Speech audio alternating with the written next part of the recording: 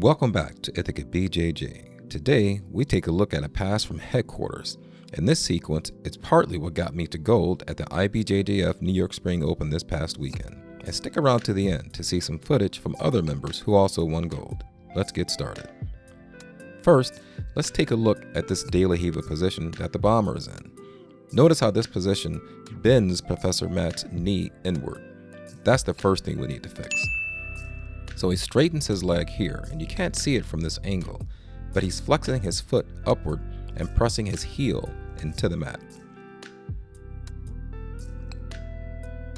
Next, he's going to pressure down on that right leg, step back,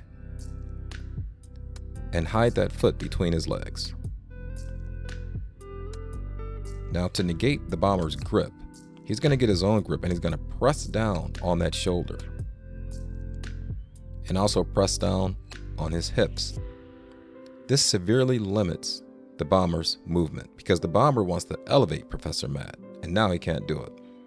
Notice how he's pressing down on the bomber's knee, and now he's going to do a switch to the knee cut pass.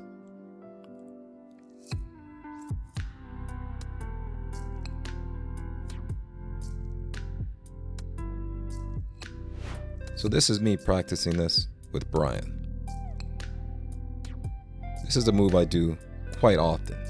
Now, instead of pressing down on the shoulder, I'm pressing my hips in and pulling up on his lapel. This is just the way that I prefer to do this move.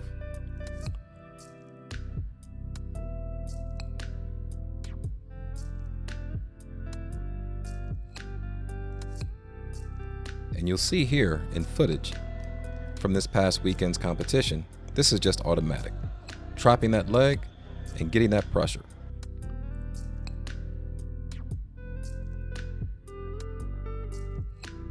Now, guys, you have to be careful here because as I was going for this knee cut pass, I crushed Brian's family jewels. That's why we're laughing there.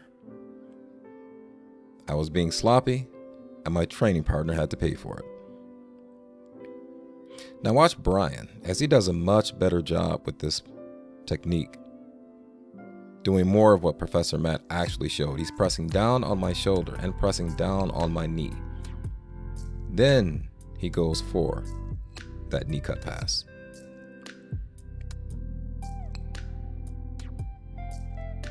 Now here he is with Matt Knight. He steps back, traps that leg. Now, Matt Knight is reminding him, look, you got to press the knee down. Guys, be good training partners.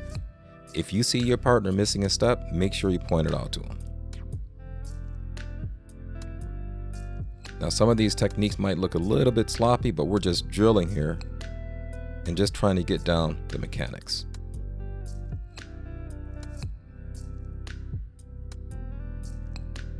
Nice work.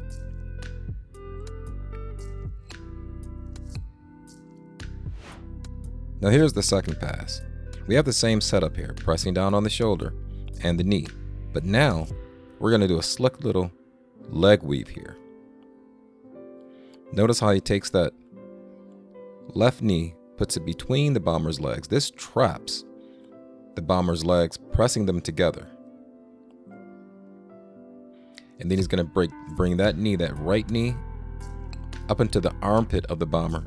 And this allows him to get to a nice, slick mount position. Let's watch Brian pull this off. Because he's pressing down into me, I cannot elevate him, which is ultimately what I want to do. Once he hits that leg weave, my legs are trapped.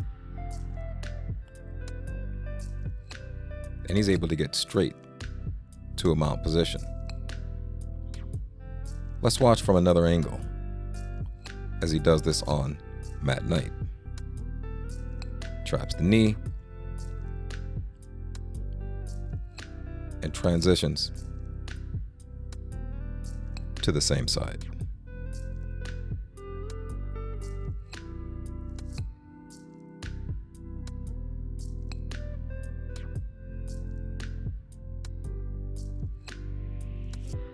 And here's Matt Knight. Now he's going to do a slightly different variation. You know these purple belts. They always like to try things a little bit differently. That's the art of jiu-jitsu, folks. putting your own interpretation on it. Now, even though Brian has that hook in, his leg is trapped. Now watch Matt Knight. He comes around to the back to set up a back take.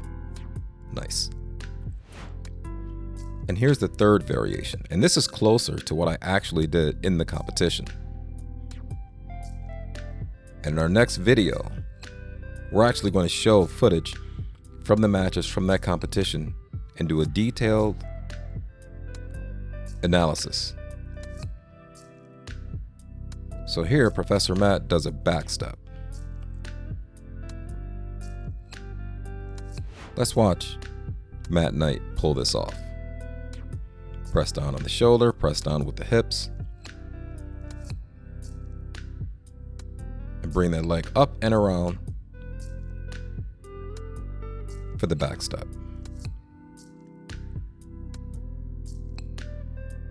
Again, this is a little bit closer to what I actually did in that competition footage that you just saw.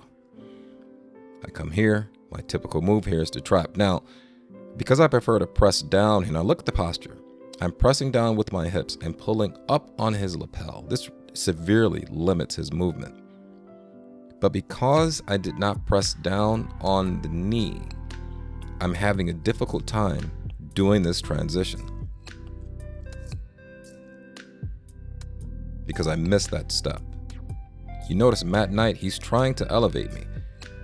So I rotate my shoulder around for the back step, which is typically the way that I do that move. Now here's a bonus. This is a beautiful takedown that we've been working on here at Ithaca BJJ. Notice here how Professor Matt's leg is almost straight, and then he's using his grips on the lapel to turn Bomber as if he's turning a steering wheel. Now watch the setup here. He's going to lift up his shoulders to elevate him, to begin the elevation. And notice the placement of his hips. Now what a lot of people do, Bomber included, and we've been telling him, dude, you gotta stop doing this. What do? They wrap the head, and the opponent's just gonna grab you around the waist and take you down. Instead, keep on the lapel, right there. That's a beautiful takedown.